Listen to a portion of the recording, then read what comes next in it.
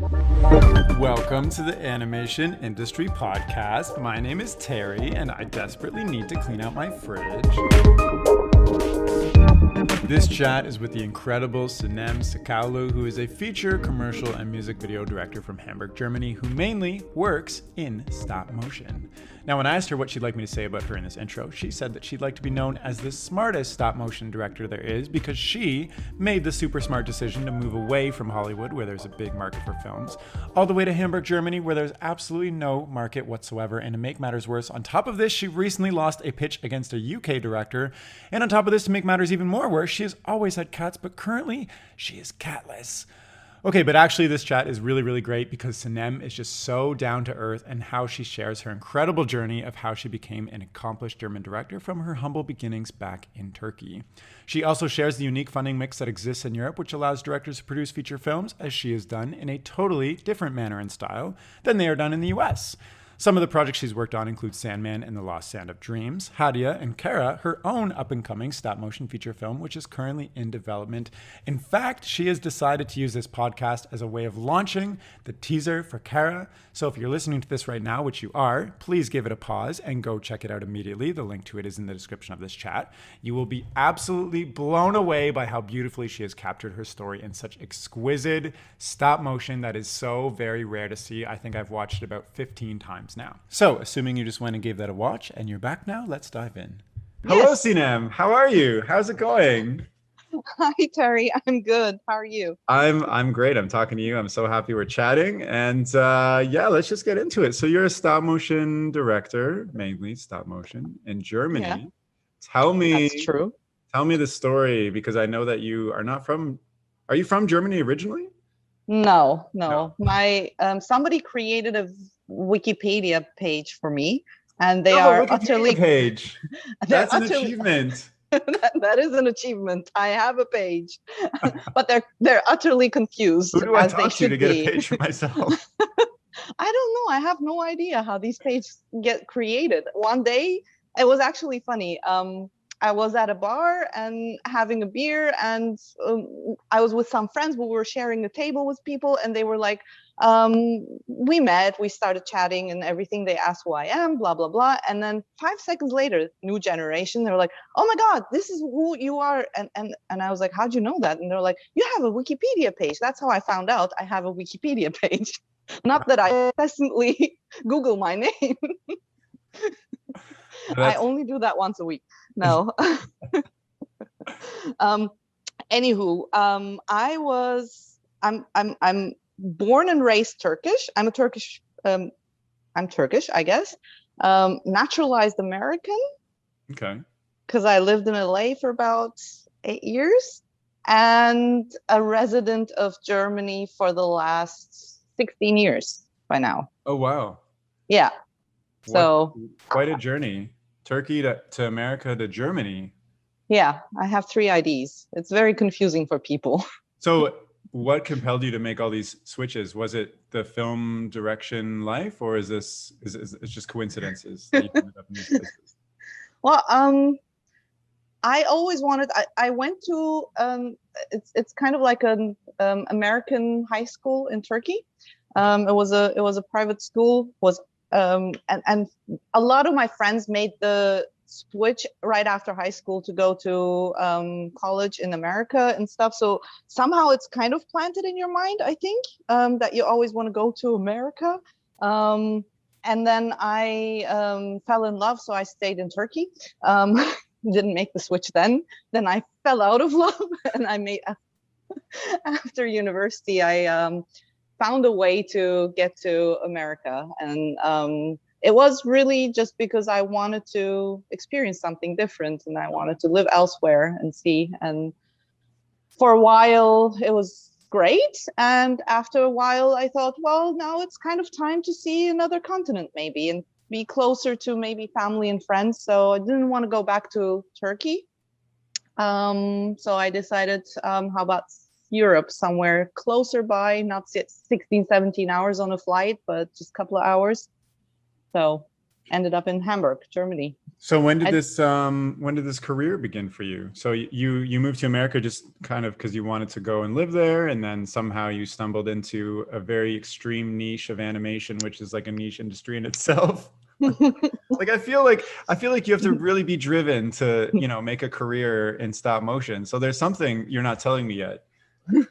You have to be driven. You have to really, really like it. Yeah. You have to love it. You have to really. It's so much work. You know it yourself. I mean, it's so much work. You cannot really just say, "Oh my God, it looks so much fun. I want to do this," and just make a whole career out of it. It's painful in a way.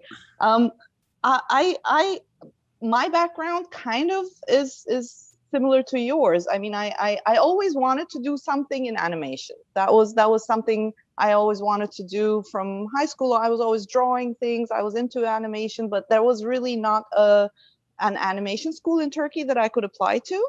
I tried to get into industrial design. They didn't want me.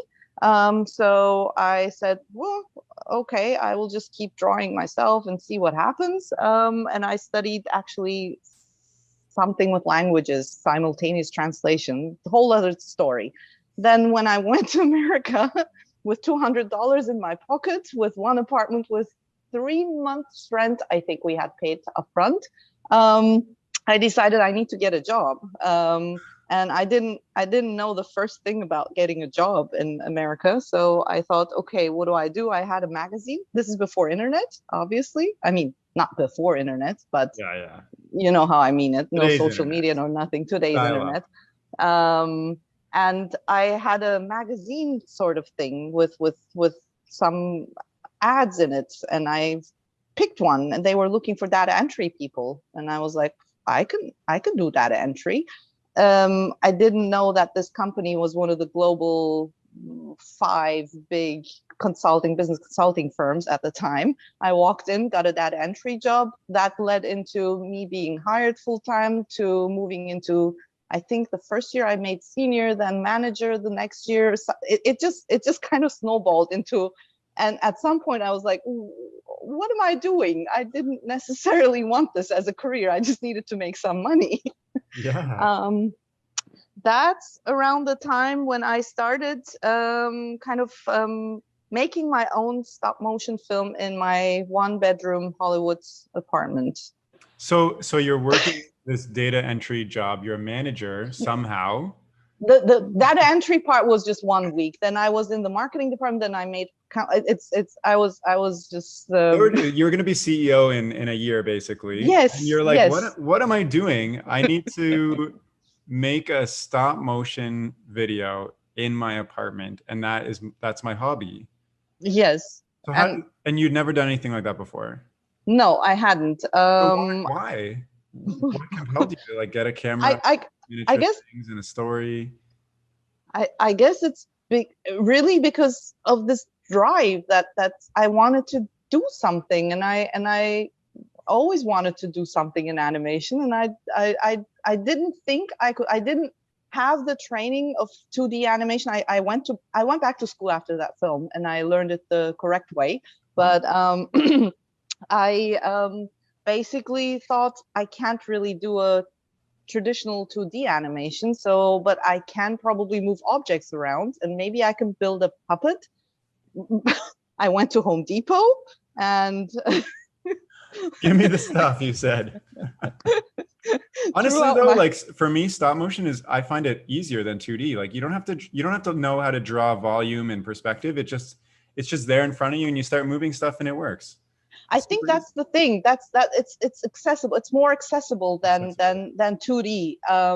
In 2D or computer animation, you need to have some sort of background, and you need to know a lot of technical things up front. I mean, obviously, stop motion can be very technical, and if the more you know, the better your production value is, and the more tricks you can do, etc. I'm not saying you don't have to know technical stuff, but without knowing it, it's still accessible. And I mean, back in the day, I shot this film on a Super 16 Bolex camera, so I had to know a little bit loading film and stuff like that.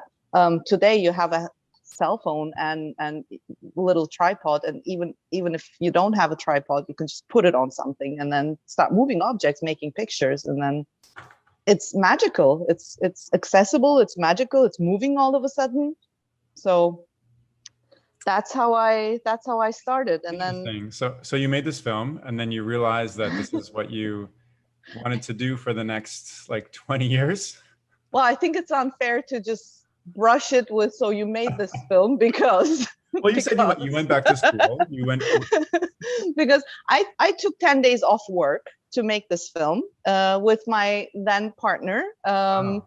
And we were two people making this film, and we thought, okay, 3-4 days to build the stuff, 2 or 3 days to shoot it, and then maybe a couple of days for like editing.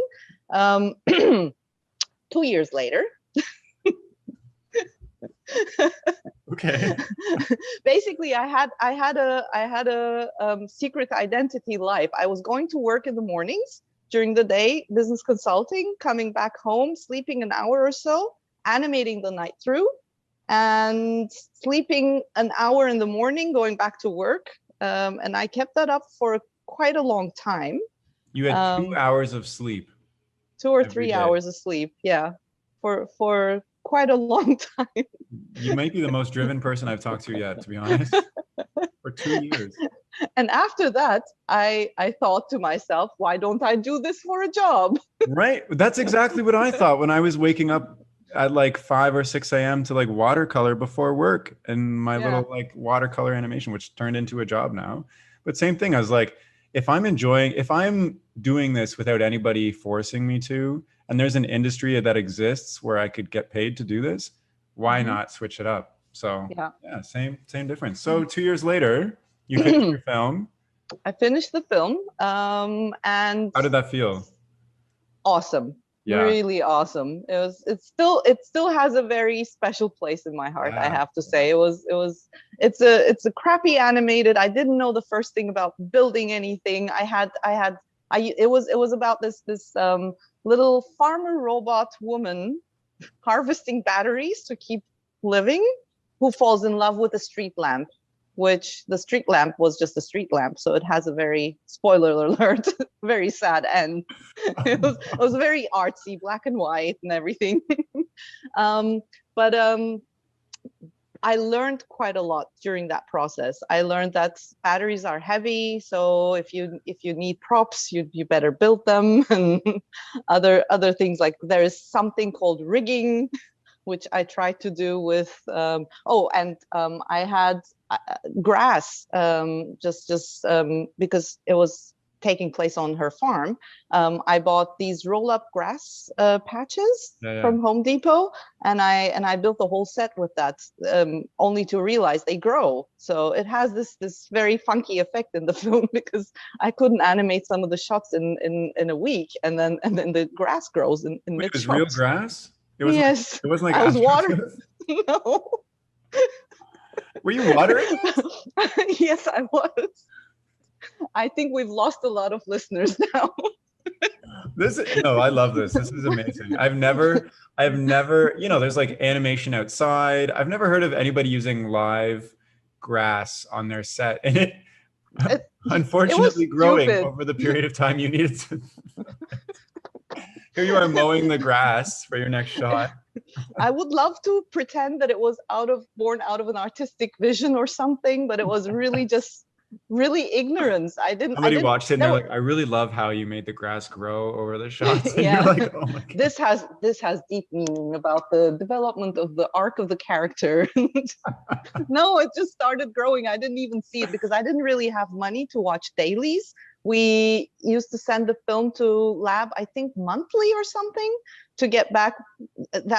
No line tester, no nothing. It's just someone at the camera telling you higher, lower, no, a bit, no, you. So it was really just. I feel like you need to do a homage to this. Your next production should have live grass in it that grows. Yeah. Gosh, no, I love this. This is incredible. I like, so you're working this job every day, and something is compelling you to spend all of your energy and emotion and drive into producing this film that probably means so much to you. And then you finish it, and then you decide, was there a moment you decided this is how I need to change my life?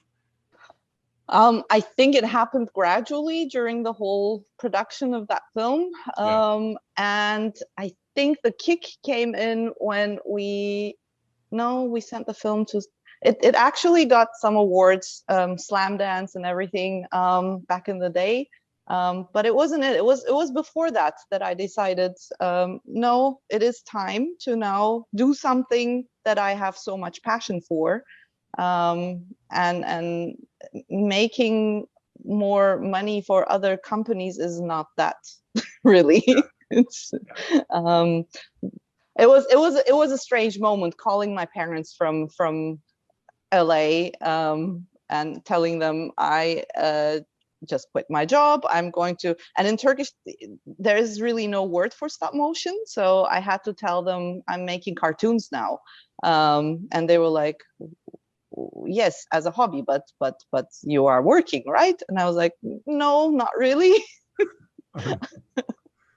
um, but it was around the time where I also had decided to move to Europe, so it just Okay. kind of came as a bundle, making the switch. I didn't really speak German when I came here.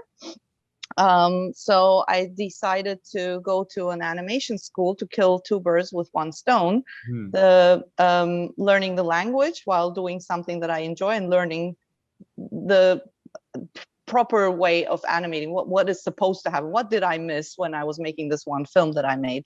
And it was training in traditional 2D, actually, this program. So it was about 6-7 months. It wasn't like a college, it was Yeah. a 14-month program. Oh, wow. where we had like 7 months of theory, from layout to boarding and storytelling and character design, all that jazz, and then 7 months of project time where we as a group made another short film, a 2D film. Why didn't you stay in the US where, animation, there's a big hub of animation schools and animation studios? Like, you were already there in LA, even, I like, where there's know. tons of stuff. I just think it's really interesting that you're like, I'm quitting my job I and I'm going to risk, like, you already risked a lot coming to America with $200 in your bank account in 3 months. Like, that's incredible. But then to say, I'm going to start from scratch in another country where I don't even know the language, into a new career, like, that takes a lot of guts.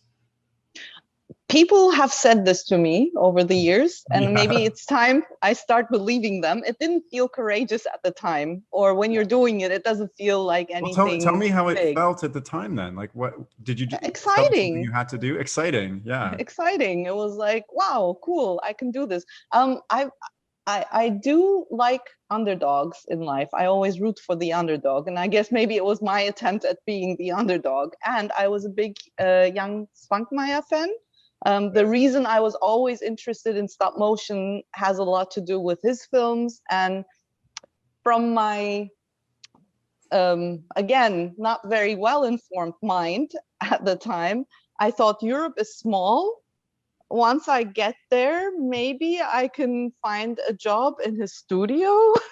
I mean, how far can Prague be? So that was, and I think content-wise, I was more driven to the European style of animation because it has a bit of a less homogeneous kind of voice, different kinds of storytelling. I mean, stop motion or animation in a way is seen more as an art form. Well, we'll get to that maybe later, because Sure, when yeah. it comes to feature films, there's a different aspect that we would need to talk about. But from a shorts perspective, it's a little bit more unique. I think it's seen as a storytelling tool and technique, and not just kids format. Right. And that's probably what I was drawn to back in the day. Nice. Yeah. So you're in Germany, you're learning German, you're learning Yes. animation. Yes. Then how did you end up here, where we're talking right now in 2020? I I think, like with anybody who's come to a certain point in their career in this business, I was working my ass off.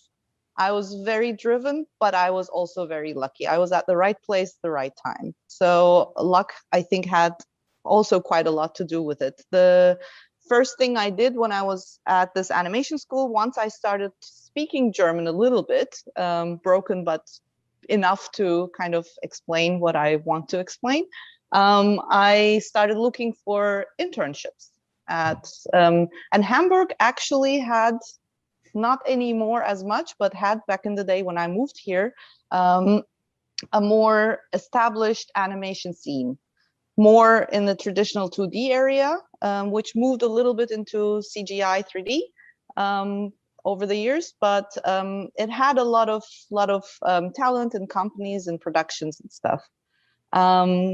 So I started just knocking on doors, and the second door I knocked on, they said, we don't want an intern, we don't need an intern, but you have business experience, you have animation experience, would you like to production manage our feature film? Yes. Yes, and I said yes. Wow. Sure. That's quite the Sure. opportunity right away. That's what I mean with luck. I mean, Yeah. it was really Well, just luck, but also like you consciously made decisions that got you into that place. yeah. Like you had that business experience because you were driven to take a job, and you had the animation experience because you came there and you were in Germany and you were knocking on doors because, you know what I mean? Like Yeah. I feel like there's from like talking to so many people and myself even, there's luck, but it's also like you're putting yourself in luck's Way. hand constantly.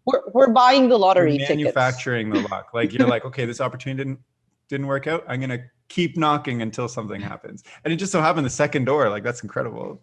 Some people it takes 100 doors, right? Of course. I mean, yeah. I mean, and it turned out to be an amazing experience for me, because I was all of a sudden learning so much more and so much faster than I was at school, that I was trying to still produce this short film I was producing at school. It was again the same scenario. I was working a day job at night animating and thinking like, what the hell did I get myself into this time?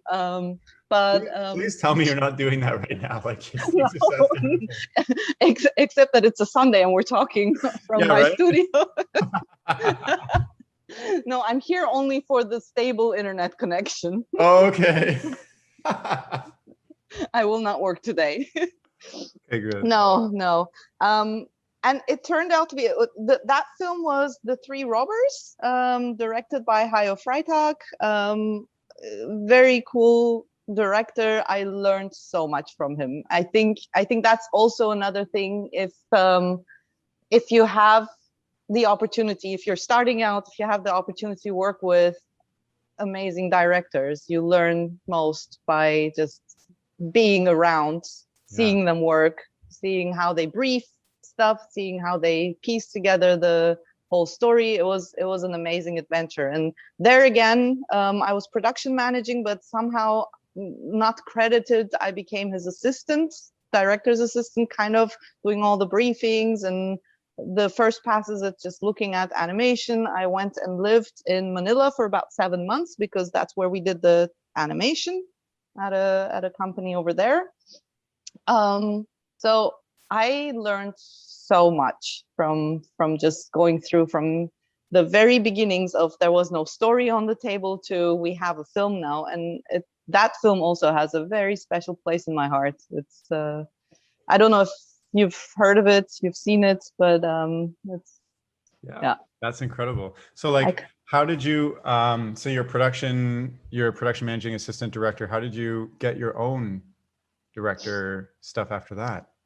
Because now you have all this experience and know-how. Because like for me, just being at Stupid Buddy and working there and just being exposed to the process, like before, everything's in my imagination on how stuff gets done. I have my own ideas, and then you're in the studio and you're like, oh, this is how it actually gets done, and here's the thing, etc. So how do you make the jump from I mean, I feel like you're a smart person because you started off as the data entry and you're ending up as the CEO, and here you start as the intern and you end up as assistant director. So Terry, let's hope I'm smart. If not, that says a lot about the world. You're just a walking genius. Every time somebody meets you, they're like, put her up. No.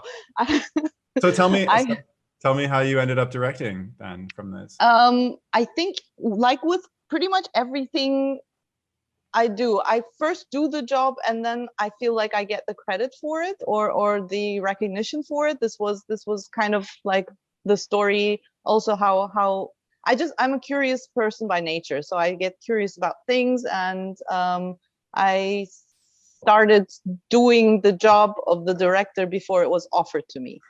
How that happens is you break into a production that night. No.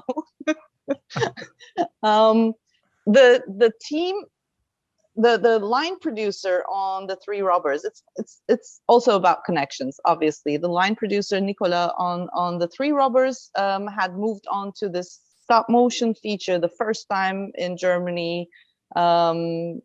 That was being planned. It was a producer driven project. They had already secured the rights, and it was just the producer, her, and she turned to me and said, come on board, we're gonna have to put a team together.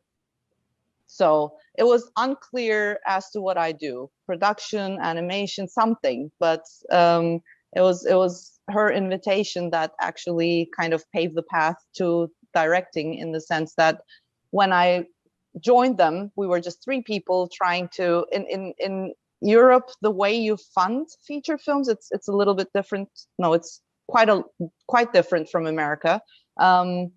You have to get a lot of films are getting done by government funding.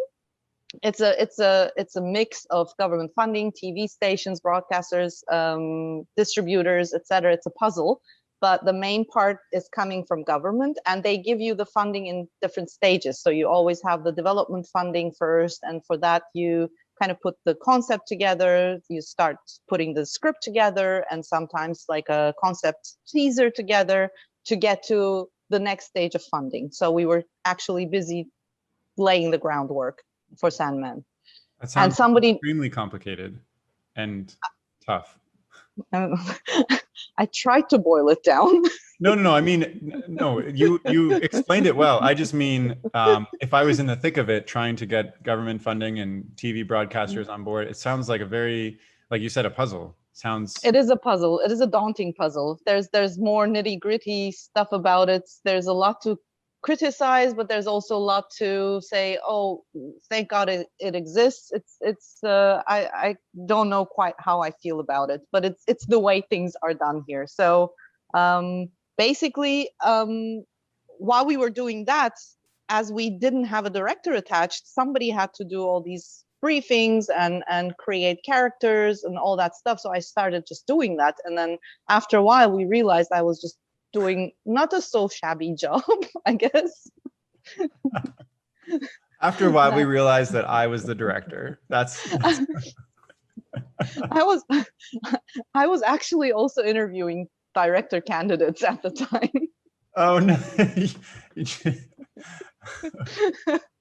So but that was basically just, yeah, I guess I can summarize it by just doing it, and then not waiting for people to give you the credit, but just doing it and then saying, hey, I want it.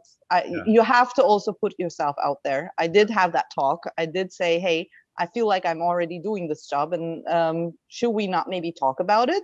Yeah, that's tough even to have, because a lot of people, I feel, they just wait and they feel like they're deserving and they want, but they don't get it. So you think maybe that would have happened if you didn't say anything? Maybe possible. I mean, so you have to kind of have those kinds of conversations as well, I guess. Yeah. So tell me, you're a stop motion director. Is that the spot for you? You want to get your hands on animation, on like the writing, like what is, you spent a lot of effort getting into this industry and making this a career for you. What is the thing that my happy place is working on a project, regardless of the format, short, music video, commercial, long form, that allows me to try something that I haven't tried before. So that's kind of how my career kind of progresses. I just kind of jump from a project to another with, oh, how about if you learn something on one project and then you can do it, and the next time around I always have the drive to make it technically a bit more challenging Yeah. sometimes, Yeah. somehow. Totally get that. Otherwise, it Yeah. becomes monotonous or like like not boring, but it takes you want some fun in it. And I feel like that's what stop motion is a lot for me. It's constant problem solving in new ways. Like, how am I gonna achieve this Yeah. shot that I have no idea how it's gonna work out, Yeah, etc. I think stop motion allows you scalability. You can really just, it could be very small and tiny, it could be immensely complicated. And so there's the possibilities are endless. So you can always find something that piques your interest and then keeps you going, I think. So tell Um, me, right now, how is I guess, like, what are you working on now? Are you working in a studio? Are you going from studio to studio? Like, this is your full-time thing now. What does um, that look like in specifically Hamburg, especially? I haven't talked to anybody in Germany before. well, I mean, I have been an independent freelance director for about 15 years now. So that's going fine. Does that mean And you're always, because like I've talked to a lot of people in different areas of the industry, and some, it's contract to contract where they're finished one and they're on the next one right away. Some people have like months in between contracts. Is there enough stop motion work in Hamburg to keep no, you? Okay. no, definitely not. And I do get this question a lot from students when I sometimes guest lecture at universities, like how and what should we do? And the first thing I tell them is, if you are into stop motion and you definitely want to do stop motion and, let's say, puppet fabrication, and Mhm. that's your thing, then you cannot live in one city, not even one country. You need Yeah. to be available for project. You need to go to the projects. So Europe is easy enough that you can get around with work permits and everything. So it allows you to this movement, but you need to be able to just pack your bags and say, okay, for the next year, I'm living in Madrid or wherever the project is. Or you do what I do and you just branch out. You say, I want to actually be, I want to have a garden. I want to have my apartment. I want to, I want to have these little things to have a different kind of quality of life. But then you need to be flexible on the projects that you're working on. That's why I branched out into doing commercials. I do ads. I do short films. I do whatever format comes my way. I am picky about projects only in the feature area. I have turned down quite a few projects because they're kind of more in the geared towards kids in Germany in animation. But I have also done live action commercials. I do a lot with high speed, and I'm also quite interested in the technique there. And I've done some food commercials. So it's been kind of I try to keep myself branched out. Totally But makes I sense. always keep coming back to stop motion. Whenever I can sneak it into a project, it will be a stop motion project. So how are you getting these projects? I mean, 15 years, you're probably well known now, but are you constantly like scouting around or getting in touch with your contacts? So like, how does that work for you to jump on a music video and then do a commercial and then do a film? Like, to me, those sound like drastically different types of projects. Yeah. And it's interesting that one director has, experience in all of those things. It's I think I don't necessarily know how it's working. It's basically just following my interests somehow lands me in the right places, I feel. I might also be doing a few things right, but yes, I mean, I think the landscape is changing a little bit these days, but usually there are ways when you are in the commercial world how you get to jobs. You have good connections with film production companies, and when they get asked by the agencies, they will think of you. The work that you've put out, somehow people will say, oh, we want to work with that person who did the blah blah commercial. So that's how it goes, mostly through connections and people you've worked with and the work you've already done in the commercial world.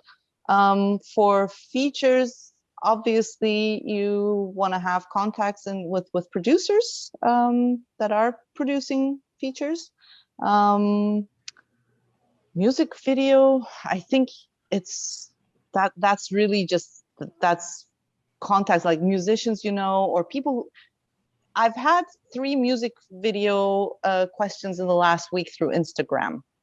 Really, just people being like, "Hey, hey, do you wanna? yeah, And yeah, yeah, so that's what I meant with, I think the landscape is changing a little bit because people have realized you can get to the creators directly through yeah, Instagram without all these, like the film production or the agency or the management or this and that.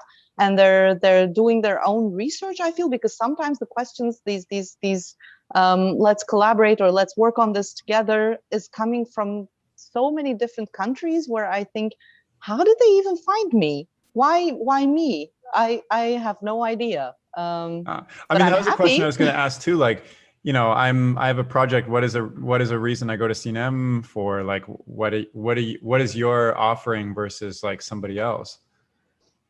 um Like other than stop motion, like you're just a really yeah. great person to work with. Actually, maybe let's phrase it like this. What is the competition like for projects when you're, trying to scout around and get something? Because you mentioned to me before, Yeah. offhand of this recording, that you're competing against every other country and director in Europe when you're on a project. It's not just like, the other stop motion director in Hamburg. It's like every stop motion director in Europe is wanting this project, and that's how the funding works. Yeah, well, I mean, the on a feature job, I think you're not really competing as much. It's more about like what's your tone of voice, how do you tell a story, and your personality definitely factors into that as well. Do you get along well with the producer who's bringing you the project? But in the commercial world, exactly like you just said, you're competing with an open market of, it's not just Hamburg, it's not just Germany. You're competing with Belgium, UK. I mean, it's an open market. So That's interesting. So like I know you've done a McDonald's commercial. Say a yeah, McDonald's, yeah. and I put a Oh, RFP call out. I just put it mm-hmm. out everywhere in Europe. I'm like, No, no, no, we're no, no. shooting a commercial for the German audience. Like, No, no, no. The way it happens is they usually get 3 pitches from 3 different film productions and attached with a director.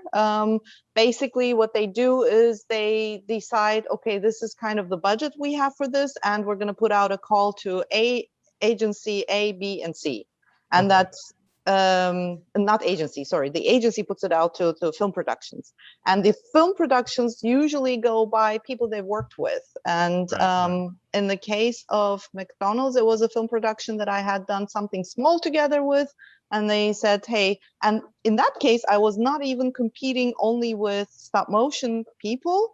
I was also competing against 3 different techniques. There was a director who was pitching live action for the same concept. Hmm. There was a director who was pitching complete CGI for the same concept. So I had to not only convince them I am the person to do it, but also stop motion is the way to do it.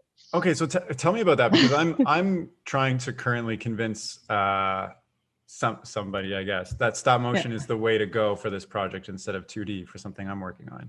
How do you Mm-hmm. convince? Like, what are your selling points that stop motion is going to be the winning thing versus like CG, for instance, which can do so much more than stop motion and even make it look stop motion at this point, or live Yeah. No, well, yeah and no. Yeah. Okay. First thing, obviously, I would not really generalize it. I would have to know a little bit more about the content of your project. Or what I did on McDonald's was because they wanted to create this world folding out with a paper look. Oh, hi. He just jumped on my lap, my dog. So cute. Um, and the tactile aspect of stop motion was really fitting here Yeah. because they wanted it to just the whole miracle of their signature trays and the world just opening up in that tray and everything. And I could convince them by saying, well, it is, what's more real than real paper? I Right. mean, And yes, you can do the same thing in CGI. These days, you can maybe not even tell the difference, but the amount of time and effort that goes into making it CGI that looks exactly like paper, with the amount of like the production value that you have it in stop motion, that would be maybe twice the amount of the budget we had. So the budget was also probably a factor in convincing them this will look beautiful, this will look like paper and real, and it will not be as expensive to render, and it's more spontaneous. That's the other selling point, because yes, you have to have a lot of planning with, like with any other animation thing. You have to have your boards, you have to have it really timed, and you know exactly what you're doing beforehand. But once you have the whole set in front of you, and your lighting crew, your animator, your whole crew is there, it becomes a more, new ideas can come and flow into the process. That's what I actually love about teamwork on stop motion sets. You're there, and it's not just you, it's the whole team, and you have the whole set, and you can add, you can build onto it. Yeah. Amazing. So. Well, thank you. That makes total sense.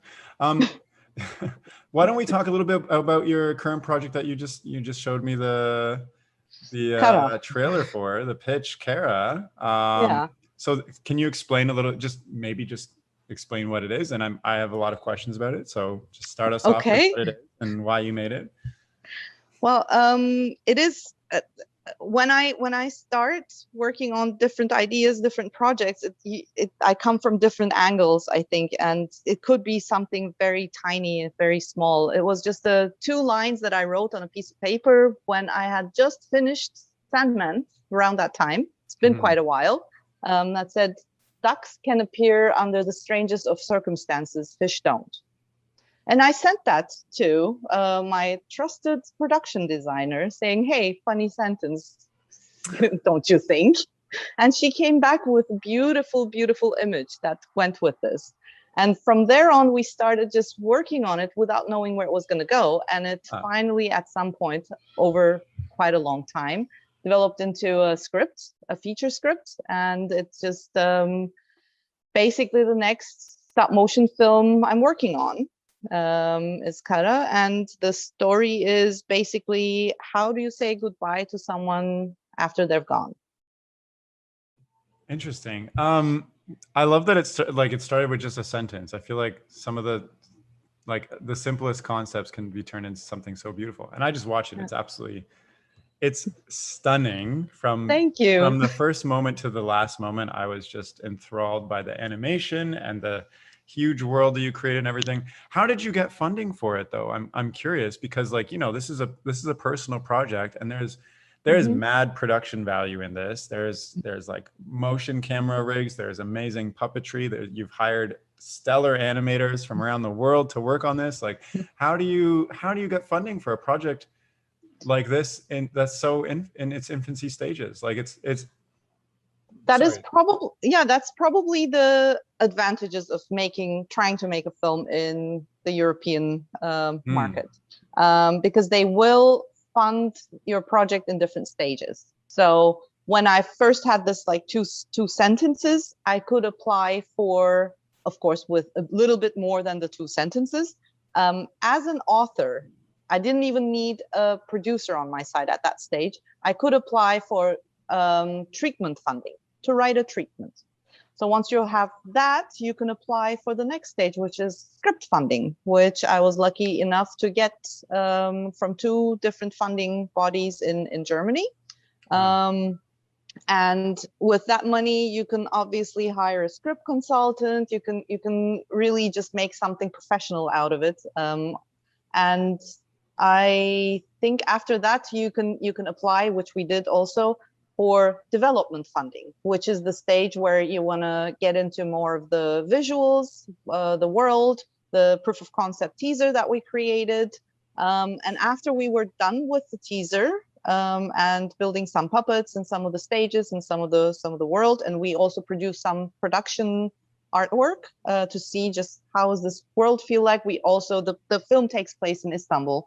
It is maybe for the listeners, it's a autobiographical fantasy based on some events that were true that got mixed up with some events that were made up. So, but we also made a couple of trips to Istanbul with a production designer, with my sound designer. It allows you, this development funding allows you all these amazing opportunities where you can just really just go research and take it all in and come back and work it into your project. It honestly sounds like a dream. Like that, then it becomes a little bit more difficult, because now we're at the serious stage where you apply for the really, really big money of the production financing, which is where I am right now. The pandemic hasn't really helped with the cinemas being closed and distributors working closely with cinemas, distributors being part of a minimum guarantee that helps you with your financing plan. I will not get into the nitty-gritty details of it, but it's like I said, it's a puzzle, and right now that puzzle is not completely working, so you have to find alternatives, which we're working on with my team. Yeah, I was lucky and fortunate, and I applied and I presented. There's also Cartoon Movie, which is a European pitching platform where I pitched this Kara 2018, where we got also a prize from the European body of funding, Eurimage, which allowed me to do the beat boards for the whole film. So now I have not only the script, but I have the whole beat boards planned out for the film. Oh my gosh. Yeah. How do you, like, it seems like there's so many stages that this could potentially fall apart at, like even like the first level of funding, if you don't get that for the script, like how do you make sure that you keep pushing this project and keep making it successful? Do you think it's the idea itself, or is it just how you apply for these things? Or I think it's more personal. I think it's the amount of passion and excitement you have for your own project. Yeah. I think that's the other thing about like all kinds of filmmaking. Your intention as a filmmaker will show through. I think that's how you communicate on a subtext, subliminal level with your audience. I think that always kind of seeps through. And I feel maybe because we touch everything, every frame and every single frame of our films, I feel like it's a bit more stronger in stop motion films. Yeah. That your passion, your excitement, your insecurities, you're trying to lie a little bit about one part of the story, all of it comes across. So maybe it's because I feel quite strongly about this film that it has kind of made it this far.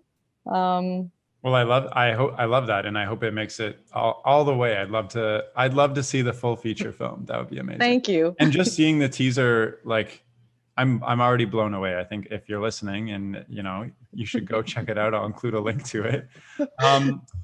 But okay, so like say I'm living in Europe. I arrive in Germany. Oh, Terry, wait, hold that thought. I have not released the teaser. It was a special viewing for me. But I would like to. Okay. Very soon. So would you like to exclusively release it? I can. Why not? Okay, let's do this. The exclusive releasing of this teaser is on this podcast. Amazing. Why not? Yes. Why not? I love this. I am part of this now. Yes, you went to the level of no backing out. Yeah, Terry funding to get this released, and all you have to do is come on this podcast on a Sunday. Okay. But you had a question. Yeah, my question is, I fly over to Europe. I'm in Germany. I got 3 months rent and $200 in my pocket. Okay. Not familiar. And I want to make a film. And I want to make something like you're making. Can I just start doing that? Do I need any credentials? Do I need to obviously there's levels of government funding that you've applied to. Like, can I just start, I have this idea, I put it on paper. Can I just start going for it?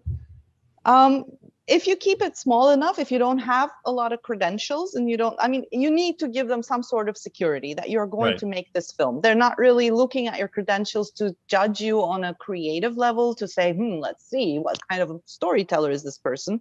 But mainly they're looking at it. We're spending government, like the actually people's tax money onto this film, are we going to see some return on it? And that doesn't need to be, luckily, a financial return. Basically, they want to make sure that you're going to make it. Mm-hmm. So you need to give them that trust. If you are able to give them that trust, so that could mean you don't really have a lot of support structure, but you can show them the scale of the film is small enough that you can handle it.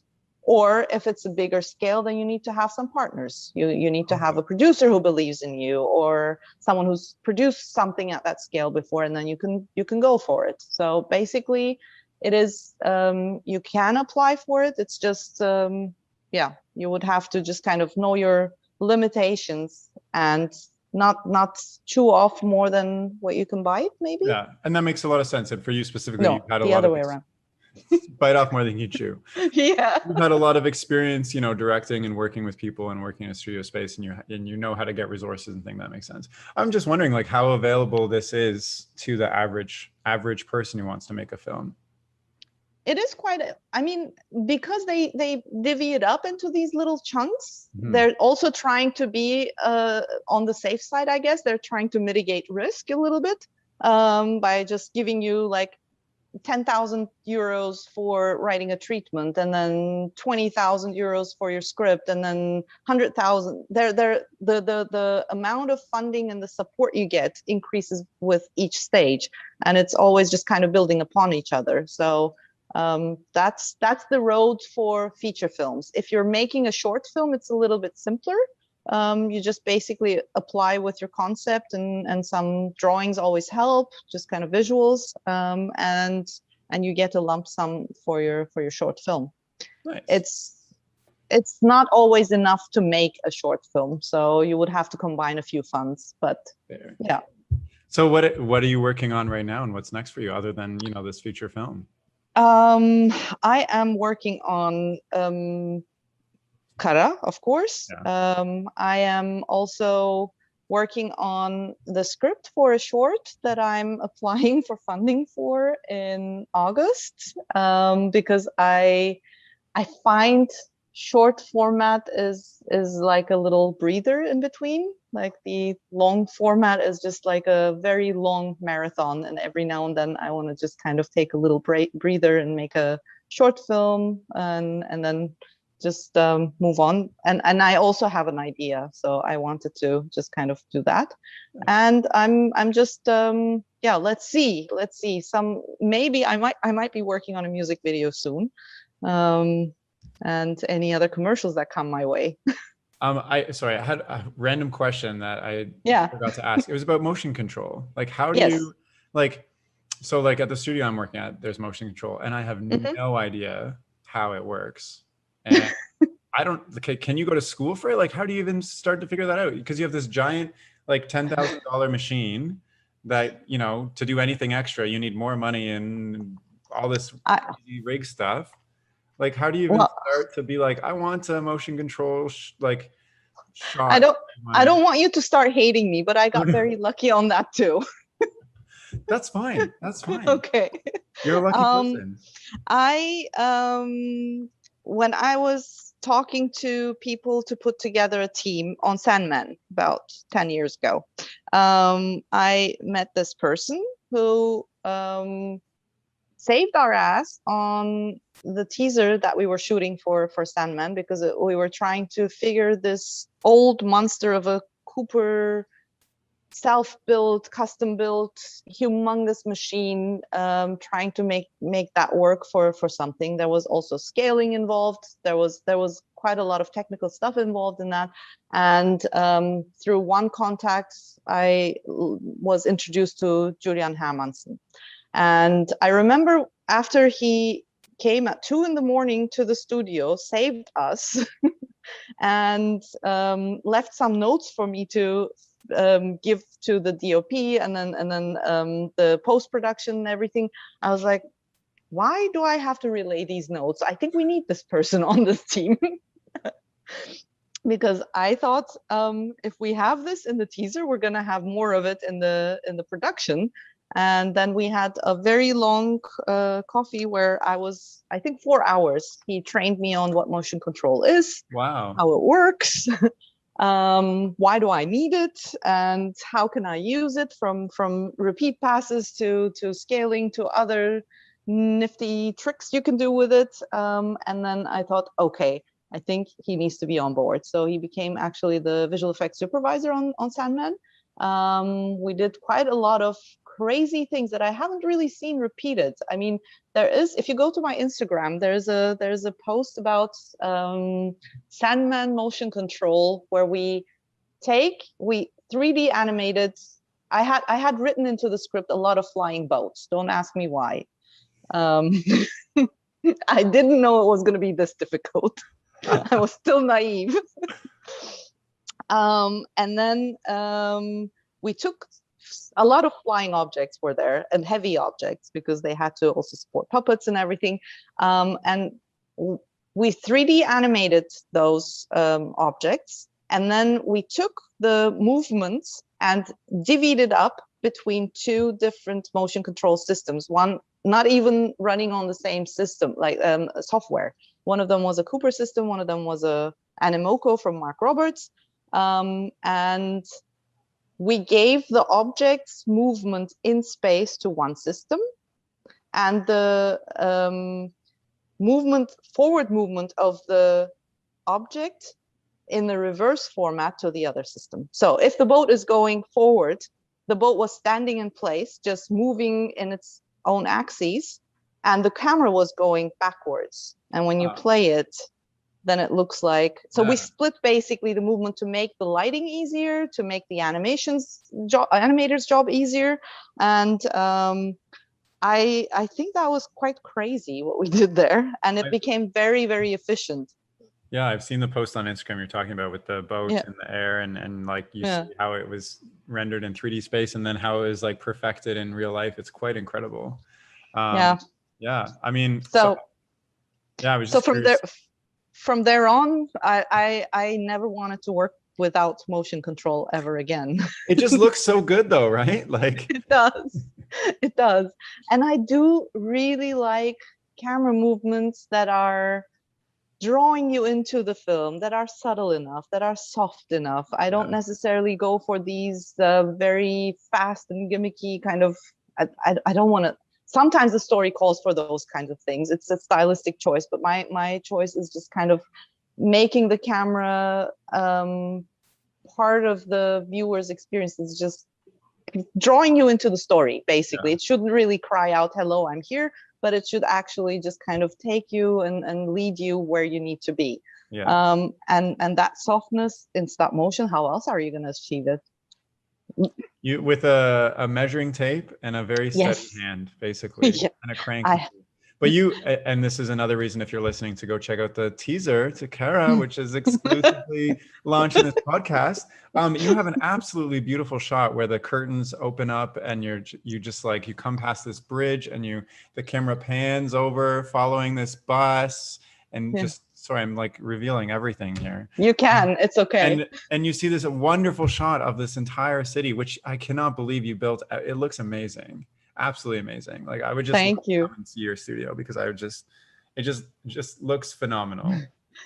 You're always welcome. I mean, when we can safely fly around. Cancel the pandemic somehow. Yep. And then put in the budget my flights. And there we go. I'll come work on it. Done. Okay. Done. Deal. Done. Yeah. This is great. This is all right. What the podcast is all about. Just why not? Launching trailers and getting me jobs. Getting you jobs. I knew you had a ulterior motive. Yes. But to my advantage, I have an awesome animator now. What up? Yeah. Well, why not? Okay. Why not? Oh, go ahead. I wanted to add, the crazier thing is, which is obviously, I'm not going to put it up in 3D, but we shot that whole teaser also 3D stereoscopic. Oh my goodness. So double the work. Double the work in every single aspect. I mean, nobody will ever see it. Yeah, I had to. It was so beautiful. It is so. I mean, I'm not really into 3D. I feel like it's not that necessary. But when it comes to stop motion, and this whole tactile aspect, I think the moment you realize 3D makes it a little bit more kind of accessible, and you know the scale all of a sudden, but it's walking on its own or doing things on its own, and it's just, oh my god, it's Maybe you should do a little social media post of that so we can see that too. Maybe, I don't know. I don't know how to do it, but I will look into it. I have no idea how to put a 3D trailer out there, that people can It's your also new watch in challenge, 3D. you know? Yes, It's a thank new you. challenge for you. This is Okay, amazing. that's next for me. Yeah. Figure out. We've talked a lot. We've talked about, you know, your journey from Mhm. Turkey to the States, and then, you know, leaving Hollywood where everything is happening to go to Germany, To make and films. making a career out of it by being flexible and you know, having a garden, and you know, your directing work and your future projects. Is there anything you wanted to? I know you've been listening to podcasts for a while, and you're, you know, you're steeped in the animation industry yourself. Is there anything you wanted to share or talk about, or, you know, things that have been interesting along the way for you or challenging specifically? Just anything. Well, I don't know what's on my mind currently as it relates to stop motion and animation in general, or the visual arts generally, is how our social media interactions are changing the way we watch things. I have a fear, including Yeah. me, that I will not be able to watch long format stuff that actually, I'm already having trouble doing that. yeah, me too, When a I little watch a bit. movie now, I take breaks at home. I Yeah. take a break. I like put it on pause, come back to it maybe tomorrow, the next day. Yeah, and that kind of scares me a little bit, because I love the immersion of just concentrated, just giving something your time, developing and easing into a story, going with the character, learning, blah blah blah. And now it's more like, put a like if it's more than 3 seconds, you've already moved Yeah. on to the next video, and it's so much work that goes into these things that, I don't know. When I share my work on Instagram or other platforms, I think twice, thrice, four times about it, thinking like, do I really want to put it out there as like a little, like, is it just going to be there? There was so much work that went into this. But I also don't have any other outlets. I mean, we were talking about it, who goes to look at your website anymore? What's a website? um I I that's the thing, that I don't have an answer. It's just basically just Yeah. a conversation I'm having, with anyone who will ask me this question, like, what are you thinking Yeah. about? This is what I'm thinking about. How does that change the way we tell stories? How does it change, like, our consumption of like, do we look at it as like a consumer? um Yeah, I mean, I don't. that's something I think about all the time too, especially because, like, you know, I'm coming into this career a little bit midlife for myself, and trying to figure out, you know, the stability and what I want to do with it, and exploring social media. And, you know, that's where you have like BuzzFeed and 5 minute crafts that have Yeah. popped up, because it's just, you get a dopamine rush for seeing something for like 2 seconds and you move on. But I think, like, and the pandemic has not helped, because when I'm home, I'm so distracted. I'm like, what's going on Instagram? What's on Yeah. TikTok? What's on my email? Like, what is on YouTube? But like, something that I really miss is going to a theater and like having to tune out Yeah. everything and just sitting back for an hour and enjoying a story. And I'm hoping that when the pandemic is over and things open up, that becomes a thing again, because I really think we're missing that storytelling experience currently. At least for myself, I am. Yeah. So, but I maybe will I will raise my coffee glass to that. I I don't have hope any glasses. very. I'll raise my Yeah. mic. Yeah. Yeah, I do really hope that movie theaters stay alive and well. Yeah. Even with the binging and the watching stuff at home, the screen's bigger and the experience is more comfortable, etc., etc. It's not the same. So I really do miss that Yeah. atmosphere Yeah. too. Yeah. Also just being part of a crowd that Yeah. gets excited about the same thing. It's a different. You're all experiencing at the same time, and like, Yeah. yeah, the excitement. I mean, conversely, there's also the opportunity to explore very short format storytelling, which I haven't really seen any good examples of somebody doing that, kind of like on Instagram, where they create like obviously it takes so much time and money and effort, but like a very short, like just format series that you can kind of Yeah, watch 3 series. seconds and 5 seconds a day or something, you know? A series not, but there are some examples. Like I am completely obsessed by The Tiny Chef. Yeah. Yeah. Yeah, that's a great example, right? And that wouldn't exist in any other Yeah, format. Like that can exist on I mean I hear it's going to be a TV show. yeah, so did I. But Congratulations, Tiny Chef. yeah, right. But that's a great example of something that has taken advantage of the format in a really great way. So Yeah, so I guess you can be maybe less story, more character driven, because what keeps me watching Tiny Chef or formats alike is the character and lovability, yeah, and the instant connection of like, and then you can move in, maybe you can get people to watch those things and then move into telling little longer stories every time or something. yeah. Yeah. Well, that's also something on my mind too, because like I'm still trying to figure out, because I would like to, get into a place kind of where you are, where you're directing and telling your own stories and getting funding and stuff. And that's something that I'm constantly trying to figure out for myself. I just need to dive in at some point and go, You you just know need to what? do it, Yeah, Terry. I stop thinking about this Yeah. and just get 1 hour of sleep after work, stay up all Yeah. night, get another hour before. Look, it's easy. You have to be born in Turkey. Go study something completely irrelevant. Oh, wait, you did do all of that. You did go into business consulting or some business job. Yeah, but I So wasn't you're born in on the Turkey. I didn't. So, I was born in Canada, stayed we in can we Canada, can still in Canada. well, okay, we can change the birthplace, but I think you're on the right path. You should you Yeah. should just you should just jump into it now. Yeah. But it's so funny because like me jumping from my business career into animation was it was such a moment. Like it was years in the making. And then as soon as I made that switch, it was just like on off switch. This is what I'm doing now. This is what I'm doing every day. But even to like, to go from school to like, I put school on pause to take a job, that was a tough decision too. And when I made the switch, no problem. It's just, I just feel like, what am I trying to say? I just need to dive in and do it. And then it's just getting done. And it's done. But Yeah. it's like the mental barriers to doing it, your brain is like evaluating risks and comfortability and where you're at and fears and Yeah. all these things. Yeah. And Well, it's, I mean, that takes a while for me.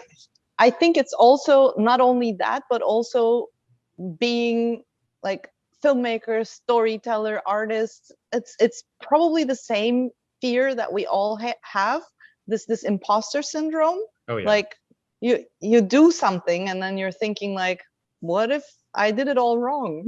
I mean, there's really no one way of doing it, so Yeah. I might be screwing this up really badly. And maybe just saying screw that, it's so what, then it's a mistake. So it's a story that wasn't really well told. It's not going to hurt anyone.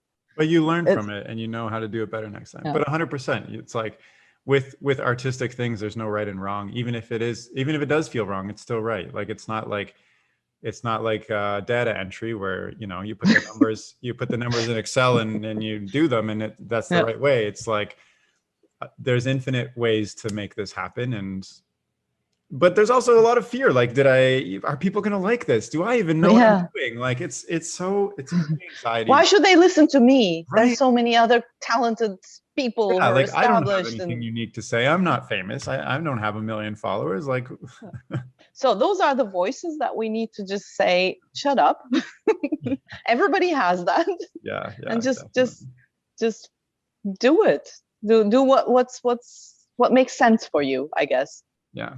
Well, yeah. I'm gonna have to take this to heart. I mean, so once my contract wraps up, I have a plan to start something that has been on my mind for many years. So. Oh wow. Yeah. All the best of luck with it. I'm curious. About that. Me too. Yeah. I mean, it's something it's when you think about something for so long, it becomes such this big thing in your mind and you don't even like know where to start. I feel like that's where I'm at, but I just have to put it down on something. Finding partners, creative partners who will share the excitement in your project has been my savior throughout my career. That is something that I've been looking for, and like was a big reason why I went to animation school, because I wanted to be surrounded, instead of just, learning on my own, I wanted to be surrounded by Mhm. other people all the time. And how did you end up finding somebody you really jived with? Because like I don't feel like I've found that yet myself, and I really Mhm. want that. Yeah. I don't know. It's a few people that are my go-to people. Like the production designer Anna Hoffman, her work is amazing, and she makes your stories better.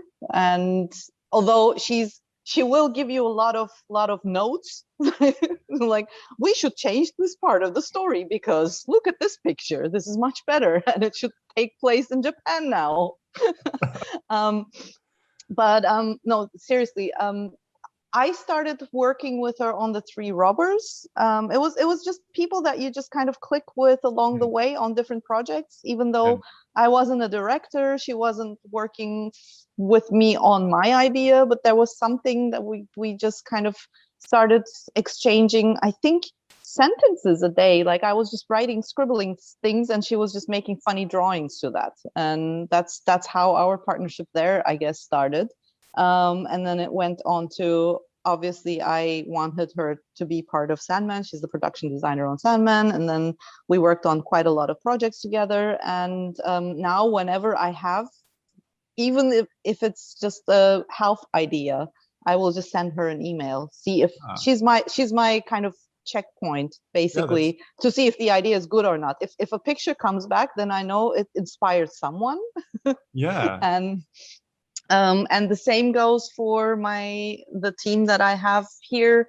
Again, over the years, through different projects, there's people who build puppets and sets, and they have aesthetic, like art direction ambitions, and they they got excited with a few things that I gave them, and we started collaborating, and that's how that kind of flourished. So, and with obviously Julian, it's he has taught me so much from the technical aspect. He's a technical person with a very creative vision. So it's yeah, I guess But collect people, yeah. good people throughout the years from other projects. So you're just working on a project, and you get a feeling you're gonna vibe with this person, and you send them something, and it sparks Yeah, something, and maybe it doesn't work out, but maybe it does. Okay, good. I mean, yeah, I love that it's organic versus like, hello, I would yeah. like to have a creative partner. Here, or an here, Instagram post. I am looking for. please send your application to, yeah. Okay. And don't underestimate, you also probably have a lot of people who come to you for advice now. And people who seem to be mentees turn out to be people who actually have a lot of creative input into certain things. I've worked with a couple of people that way too. Makes sense, yeah. And they were actually asking me things, and I thought, your work amazing. Shall we do a short together? So They're like, um, yes, you're my idol, of course. so it's yeah, just Nice. see, look for organic, kind of like people you click with on a more, like, you don't have to be the best friends, but Yeah. just on a personal level seem to be good creative partners. Okay, that's good advice. I'm gonna start putting out my feelers, I think, because Yeah. I have not been really doing that. It's weird, but I've been keeping my ideas private for some reason, like no reason. I just have not that I'm intending to keep them private. I just haven't made any effort to share them with anybody, I guess. Is it So is it the more like the Northern American culture of project I think secrecy? it's just me. Like there's just I don't really have anything on paper yet, and I'm just being timid about talking about these things. So I'm going to use this chat as my inspiration to go into work and chat with my coworkers and be like, here's something I'm working on. What do you think? I think this How is lovely. yeah, That's, yeah, this has been that my makes me happy. oh good. Is there anything you else? I guess as we're kind of wrapping up, is there anything else you wanted to share, or anything on your mind, or anything else that makes you happy, or just how was this experience chatting with a Canadian on a It was awesome. Podcast. It was very easy. Thank you for So easy. inviting me, and thank you for making it so easy to chat. Oh, good. It's been awesome. No, I think I mean I can go on, but I don't maybe If you feel compelled, please, like if you have things. No, you I want don't. to do, so. I don't necessarily have anything specific on my mind. It's Okay. just it's you're a very very nice and easy to chat person. So Well, thank you. Well, okay, I guess that's it. But is there any final advice for? listen to the animation podcast. I have been doing it, I think, since you started. I've been a Wow. fan. Yeah. Wow. I think it's really inspiring to listen to, because it's exactly because of everything we just said about Yeah. there's no one right way of doing it. Yeah. Showing more and more examples of how people have landed where they've landed in their paths, the mistakes they've made, the success stories, highlighting all of that is such an amazing support structure. I think you're doing an awesome job. So thank you for the animation podcast. Oh my gosh, I might tear up a bit. Thank you so much. That means a lot to me, honestly. And Well, it's heartfelt. That's a big part of what I am trying to do, because like, you know, my own journey was so important to me on like making this decision and just learning about how other people get into this. It's incredible. Everybody has a different path completely, and different resources when they start out, and the drive to pursue a career in animation and specifically stop motion is so strong for some people. And it's I find it amazing to hear stories like yours, like incredible. Hi, I'm going to go to a country where I don't know any of the language. I don't even know how to animate really.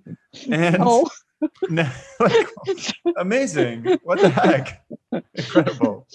Maybe we have ruined the lives of a few young people who have listened to this podcast and are inspired to go out and do something they have no clue about.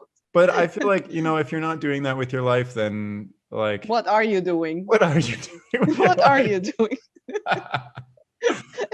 All right. Well, I think that's an awesome closer. Yeah, I was going to say stop motion. Let's wrap it up on what are you doing with your life? What the heck? You're listening to this. What are you doing? All right. Well, thank you so much for coming on the chat. It's been an absolute pleasure to have you, and I'm really happy we connected. This has been great. Me too. Thank you for having me. Thank you. And if you're listening and you want to get in touch with or follow Sinem's work, you can do so by checking out her Instagram. And I'm going to try my hardest to pronounce your last name. I might butcher it, but it's Sinem_Sakaoglu. That was almost correct. Sinem_Sakaoglu. Sakaoglu. Yeah. Okay. Awesome.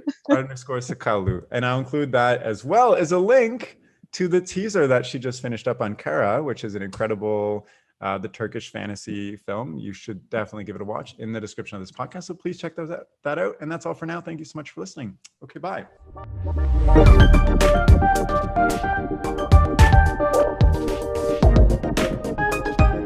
The music for this podcast was composed by Will Farmer and the graphics by Daniel Abensauer.